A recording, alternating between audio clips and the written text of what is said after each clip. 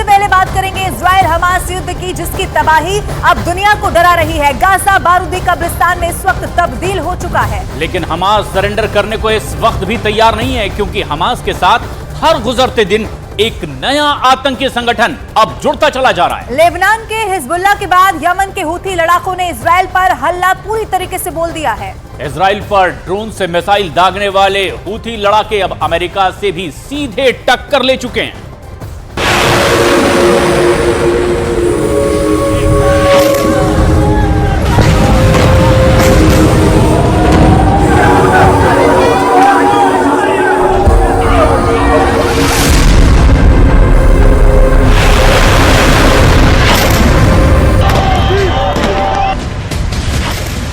पंद्रह दिनों से इजराइल ने गाजा के अंदर 5000 से ज्यादा एयर रेड करके गाजा को कब्रिस्तान में बदल दिया है।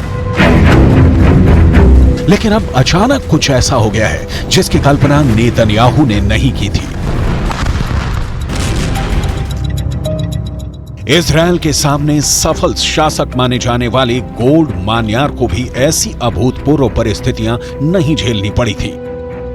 6 डे वॉर में गोल्डा मायर ने 8 अरब देशों से अकेले जंग लड़ी थी, लेकिन इसमें यमन शामिल नहीं था। हालांकि अब वो जंग होने जा रही है, उसमें यमन भी कूद पड़ा है।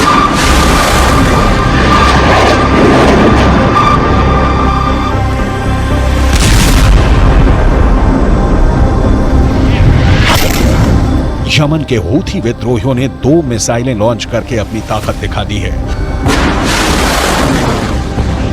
लेकिन अब इजराइल ने भी इन हूथियों को जड़ से मिटा देने का ऐलान किया है, क्योंकि यह तय हो चुका है कि हूथी विद्रोहियों ने जो 3 मिसाइलें दागी थी उसका टारगेट इजराइल था।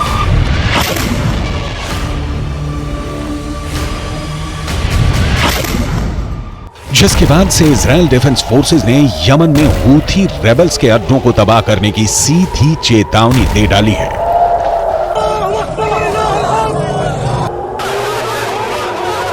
आईडीएफ के प्रवक्ता रियर एडमिरल डैनियल हगारी ने गाजा पट्टी के साथ लेबनान और यमन पर जवाबी हमले की जानकारी साझा की है। गुरुवार को 19 अक्टूबर को ही अमेरिकी नौसेना के एक जहाज ने यमन से इजराइल की ओर लॉन्च की गई मिसाइलों और ड्रोनों को रोक दिया था।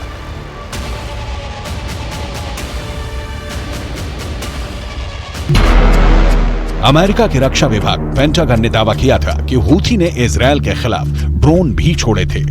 मतलब इजराइल का एक और पुराना दुश्मन जंग के मैदान में है। हमास की तरह इजराइल के इस दुश्मन को ईरान ने ही खड़ा किया है। ईरान से ही हमास और हूथी को खाद्य पानी मिलता है।